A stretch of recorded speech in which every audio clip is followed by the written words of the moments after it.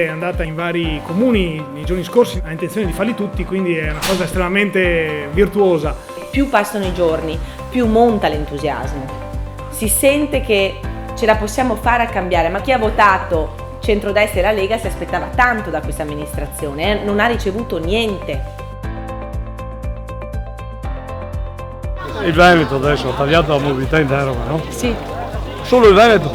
Zaia, tanto bravo a parlare. Sì.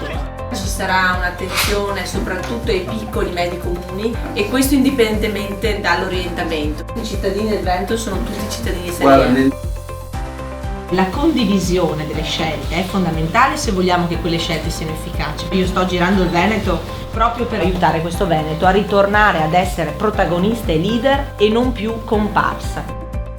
Ciao! Benvenuti a Villanova del Ghebbo e diamo il benvenuto anche ad Alessandra Moretti, che deve essere effettivamente innamorata del Polesine per passare di San Valentino. Vorremmo che la Regione, oltre a dare i fondi per costruire gli asili nido, ci dia anche i fondi per poter farlo partire e poter farlo crescere. Si possono stabilire anche dei criteri per determinare le rette diverse, che siano molto più veritieri e corrispondenti alla realtà dei fatti. E di dare veramente una svolta a questo governo Zaia che praticamente nulla ha fatto. Questa giunta regionale purtroppo non ha dato prova di onestà.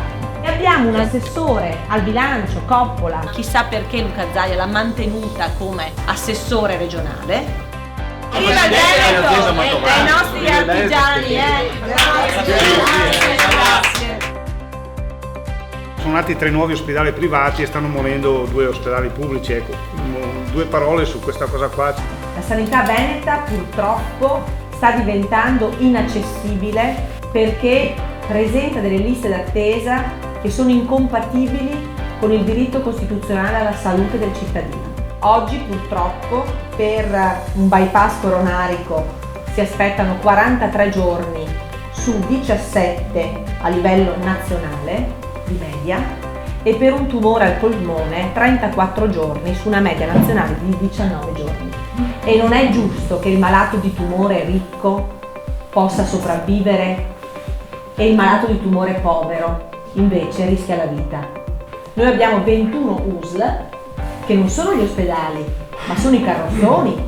Ridurremo da 21 a 8 USL con un risparmio annuale di 50 milioni di euro e riverseremo quei 50 milioni di euro in servizi di prossimità, gruppi di medicina integrata dove più medici si mettono insieme, dando cioè la possibilità a tutti ovviamente di avere un servizio vicino e andando a decongestionare le liste d'attesa.